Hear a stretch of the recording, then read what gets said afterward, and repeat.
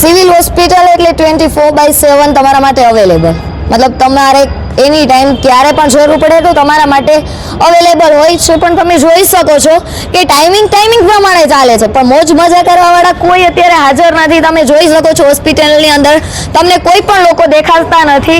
એટલે આ આપણું સિવિલ હોસ્પિટલ છે. જો કોઈનો ઇમરજન્સી આવે ને તો એને વેઇટ કરવાનો, બાકી અમે અમારા ટાઈમિંગ ઉપર જ આવશું. એ પછી અમારે નીંદર હોય કે ખાવાનું હોય, એટલે તમારી પ્રોબ્લેમ તો તમારે જોવાનું. કંઈક આવું કામ અને આટલી બેદરકારી આપણા સિવિલ હોસ્પિટલની અંદર. હવે આપણે એ લોકો સાથે વાત કરવાની છે જે લોકો ખરેખર આ વસ્તુને લઈને પીડિત છે, જેમ કે આપણી સિવિલ હોસ્પિટલ. જો કે સરકારી હોય એમાં બાકી હોય જ નહીં, કારણ કે સરકારી કાર્ય છે ને, એટલે સરકાર એની અંદર ક્યાંક ને ક્યાંક કંઈ પણ પ્રશ્ન ઊભા થઈ શકે. કારણ કે સિવિલ હોસ્પિટલની અંદર જો કે ઓલરેડી વિવાદમાં વારંવાર આવેલી આપણી રાજકોટની સિવિલ હોસ્પિટલ,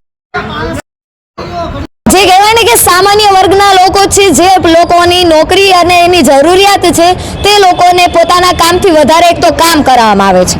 અને જ્યારે એ લોકો એ વસ્તુની વિરોધ પોતાનો અવાજ ઉચકાવે છે અથવા બોલવાનો પ્રયત્ન કરે છે તો તેને મેમાં પકડાવી, અને એ પણ ન હોય એવા કારણોના મેમાં પકડાવીને તે લોકોને પોતાની ફરજમાંથી મુક્ત કરવામાં આવે છે.